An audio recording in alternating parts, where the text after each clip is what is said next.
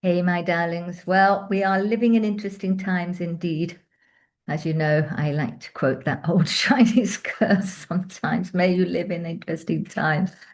Oh, Joe, that we signed up for this, I don't know. But apparently we did. Okay.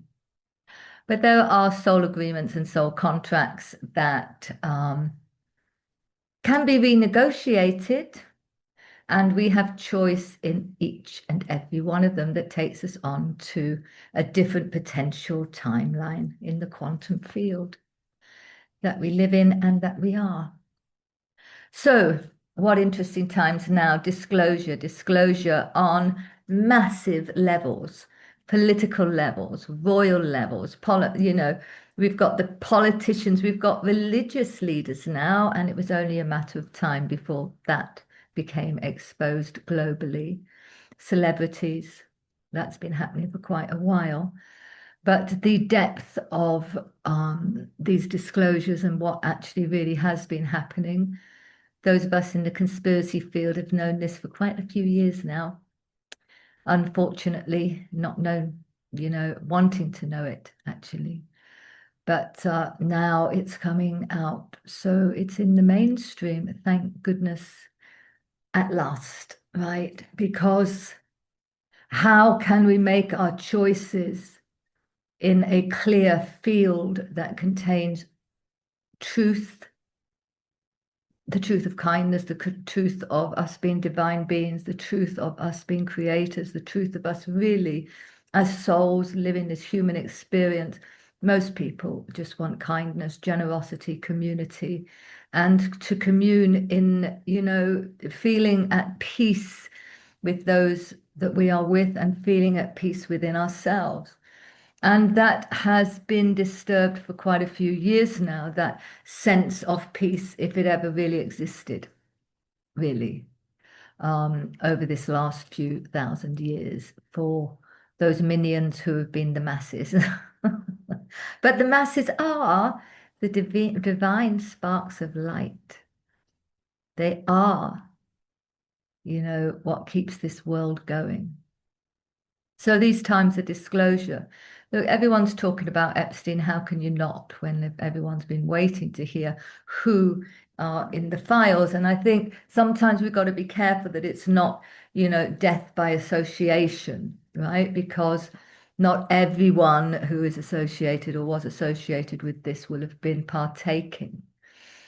But now there's evidence that many that we would prefer to feel weren't partaking in these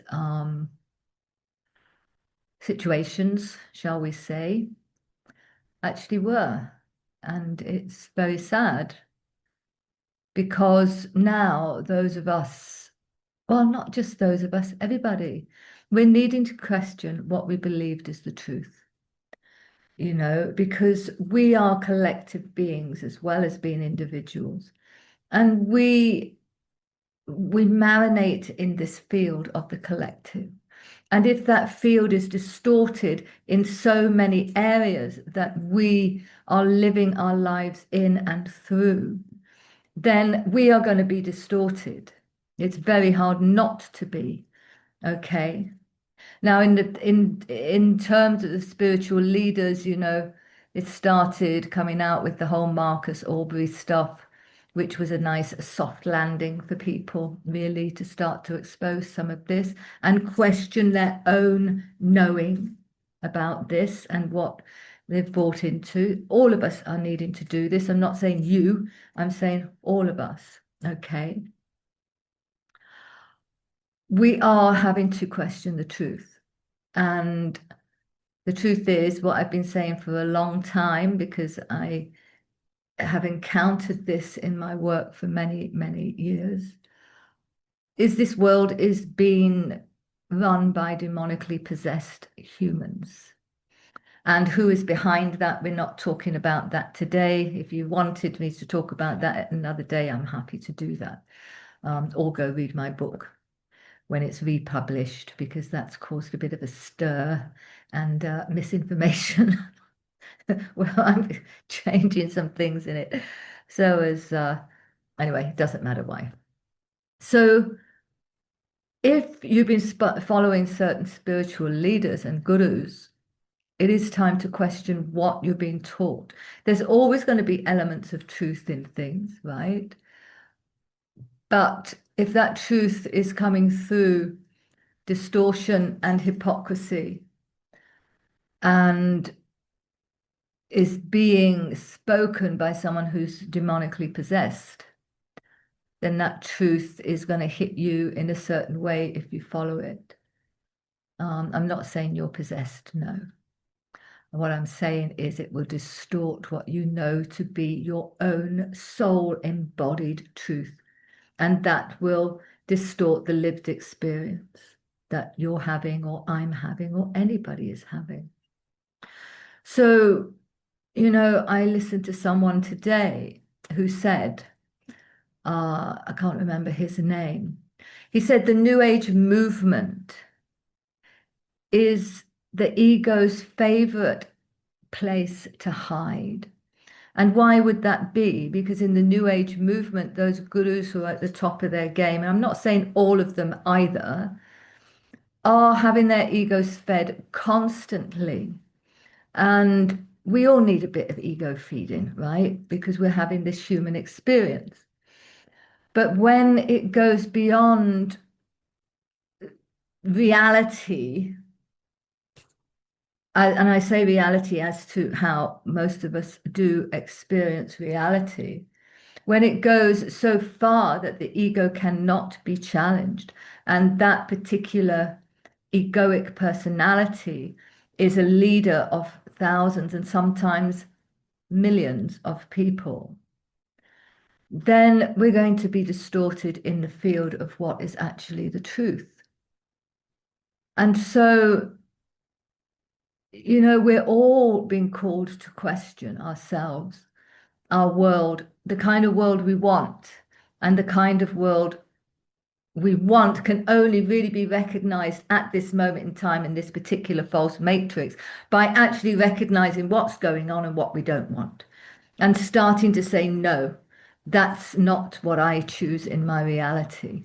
No, this is enough. It's this that is required. It is not loving and lighting it out of existence, because really, if we could love and light it out of existence, it wouldn't be in existence anymore already. So this is what I wanted to say for the thought of the day. Please think about this. I know a lot of things are upsetting. You don't have to go into upsetting details, actually, and I would totally advise you not to do that. Unless you're a really strong stomach. But regarding what is happening, question what you're following, question who you're following. Check in with yourself. Is this your truth? Check in even with the critical mind, that part of the mind that will channel also the higher mind and will challenge what is not the truth. There's a reason a lot of these gurus tell you to lose your ego. They're telling you to lose your mind. In other words, don't think, just follow.